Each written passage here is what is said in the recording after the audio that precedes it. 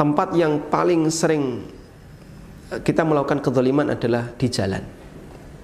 Itu mungkin paling sering, dan kita menganggap itu hal biasa. Klakson tidak pada tempatnya, mungkin kadang nyalip orang bikin kaget, mungkin karena pengaruh kendaraan yang suaranya kenceng ya, pakai fish air, nah. Kemudian ganggu tetangga samping kanannya, atau pakai motor motor king ya. Saya tidak tahu kenapa orang setiap kali pakai motor king itu pasti harus ngebut. Karena begitu dia pakai motor kayak gitu, dia jadi orang ya gua.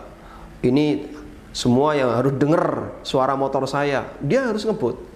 Kalau nggak ngebut, waduh, kurang keren. Dia harus ngebut. Yang kayak gini, dia mendolimi kanan kirinya, dia nggak tahu, dia nggak sadar, dia santai saja. Baik, kita sering melakukan itu. Nah sekarang dibalas ya. Ketika kita di jalan, mungkin kita kecipratan. Wah, pas lagi hujan, nyiprat. Kita marah. Nah, begitu Anda marah, ingat, mungkin saya pernah melakukan ini kepada orang lain, tapi saya nggak sadar. Nah, sekarang dibalas. Udah biarkan saja. Atau kita kaget karena dikelakson orang, kaget kita. Wah, mungkin saya dulu pernah ngelakson orang yang bikin kaget. Nah, sekarang dibalas. Nah, Anda jadikan itu sebagai kafarah. Saya nggak balas. Semoga jadi kafarah. Baik. Jadi kesalahan kita, kafarahnya adalah kesalahan orang lain yang terjadi pada diri kita. Sehingga pada saat kita di jalan, kita santai. Kemudian kita kaget, kita kecipratan air, kita disalib kaget. Lalu Anda, sudahlah, semoga ini jadi kafarah. Baik. Cara-cara seperti ini yang bisa kita lakukan. Semoga menghapus dosa-dosa yang kita lakukan. Atau Anda mendengar si A itu gerenengi saya, si A menggunjing saya. Nah, semoga ini jadi kafarah karena saya pernah gerenengi si B. Dan aneka kezaliman orang lain pada diri kita. Itu pernah dilakukan oleh seorang sahabat. Yang sampai ketika Nabi SAW bersama beberapa sahabat, beliau mengatakan akan datang dari pintu ini, dari arah ini ahlu surga. Datanglah sahabat A. Di kesempatan yang lain Nabi SAW mengatakan akan datang dari arah ini seorang ahli surga. Datang juga sahabat A.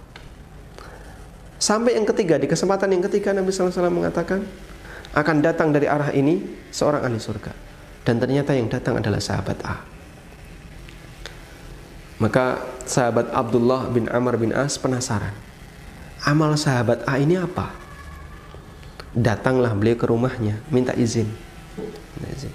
Boleh nggak saya tidur di rumah kamu? Saya ingin lihat. Atau wallahualam mungkin beliau katakan saya punya masalah dengan bapak. Diizinkan. Selama 3 malam. Tahajudnya biasa saja, dia bangunnya mendekati subuh. Dan orang ini juga nggak puasa sunnah selama Abdullah bin Amr tinggal di situ. Ibadahnya biasa. Akhirnya dia pulang. Saya nggak mendapatkan apapun yang istimewa. Kemudian orang ini mengatakan, wahai fulan,